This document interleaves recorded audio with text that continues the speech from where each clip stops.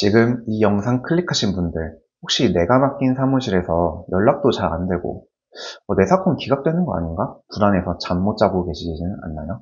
믿고 맡긴 사무실에서 이미 기각 결정까지 난 사건, 제가 살려서 개시 결정 받아낸 실제 사례를 공개하겠습니다. 반갑습니다. 저는 사업가보다는 계속 변호사로 남고 싶은 안호진입니다. 오늘은 다른 사무실에서 기각시켜서 온 사건 제가 인공호흡 해가지고 개시 결정까지 받아낸 사례를 소개하려고 하는데요.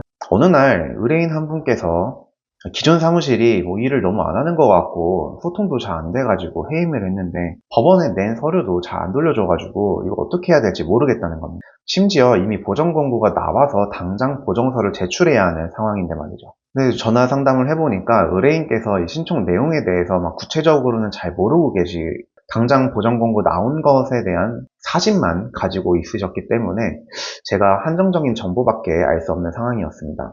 그래서 제가 이 사건 전체를 모르기 때문에 이거 어떻게 돌아갈지 제가 자신 있게 말씀드릴 수는 없지만 만약 믿고 맡겨주신다면은 제가 사건 기록 열람해가지고 최대한 빠르게 잘 처리해 보겠습니다 라고 말씀드렸고, 그래서 실제로 저한테 위임을 해주셨습니다.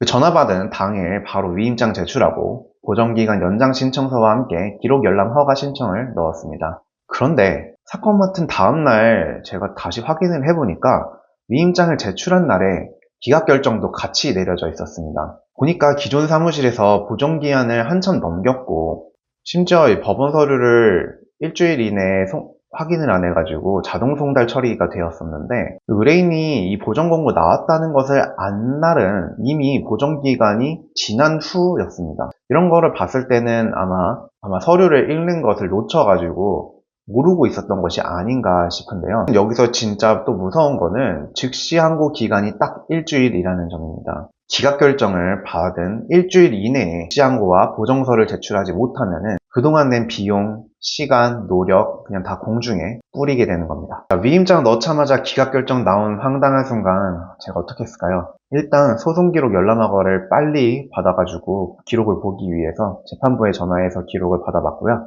기록을 열람한 당일에 바로 밤새워가지고 즉시 항고장과 보정서, 그리고 이게 저희가 중간에 사건을 맡은 거다 보니까 채권자 목록, 재산 목록, 변제 계획안 이런 서류들도 다 처음부터 새로 만들어야 했습니다. 하지만 지금 이거 즉시 항고 빨리 안 하면은 안 되기 때문에 저희 그냥 바로 당일에 작성을 다 했고요.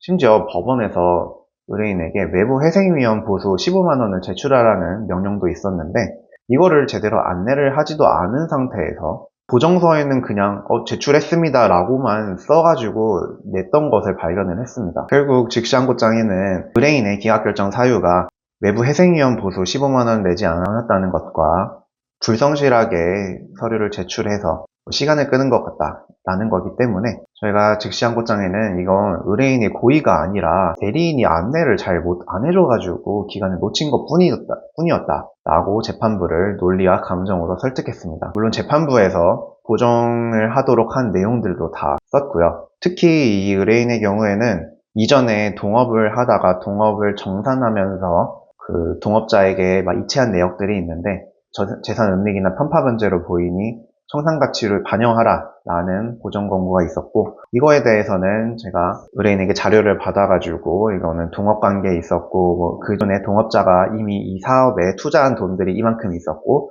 정산하기 위한 돈이었다 라는 것들을 잘 소명을 해서 방어를 할 수 있었습니다. 결국에 밤새 작성한 증시항고장과 보정서로 기각 취소 결정을 받아냈고, 보정 권고 내용에 대해서도 특히 이제 동업자에게 이체한 돈에 대해서 청산가치 반영하라는 내용이 있었는데 방어도 성공적으로 했기 때문에 바로 개시 결정을 받아낼 수 있었습니다. 제 입으로 말하기는 좀 그렇지만 안도라는 이름 그대로 의뢰인을 안도할 수 있게 해드린 것이죠. 아니, 변호사 사무실에 큰돈 내고 맡겼는데 왜 이런 일이 벌어졌을까요? 의문이 드실 수 있습니다. 안타깝게도 이 개인회생 영역에서 변호사 사무실, 법무사 사무실에서 실제로 그 법무사가 개인회생 일에 관여를 직접 하는 곳이 그렇게 많지가 않습니다. 대부분은 직원들 또는 사무장, 서류 직원들 이런 분들이 관여를 하고 있고요. 그나마 이 직원들을 변호사가 직접 관리하는 사무실은 좀 나은. 우리가 광고로 처음 접할 수 있는 곳들은 제일 빨리 노출되는 그런 곳들은 대부분 공장처럼 신청서를 찍어내듯이 일하는 곳이 많습니다. 이런 곳들은 이제 단가가 낮아질 수는 있는데 공장에서 뭐 찍어내도 사실 정상적인 물품이 나오면은 문제가 없잖아요. 그래서 운이 좋으면은 문제없이 개시 결정을 받으실 수 있을 겁니다. 하지만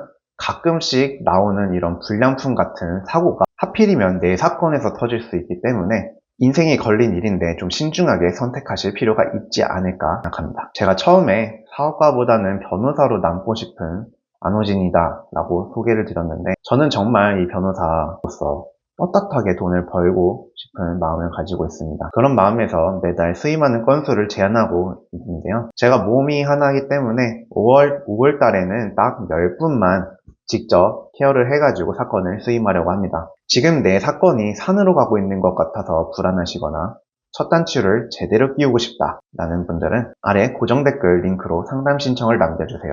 여러분의 간절함을 가장 소중히 여기는 저 안호진 변호사가 직접 확인하고 상담해드리겠습니다. 더 유익한 영상으로 돌아오겠습니다. 구독과 좋아요 부탁드리겠습니다. 감사합니다.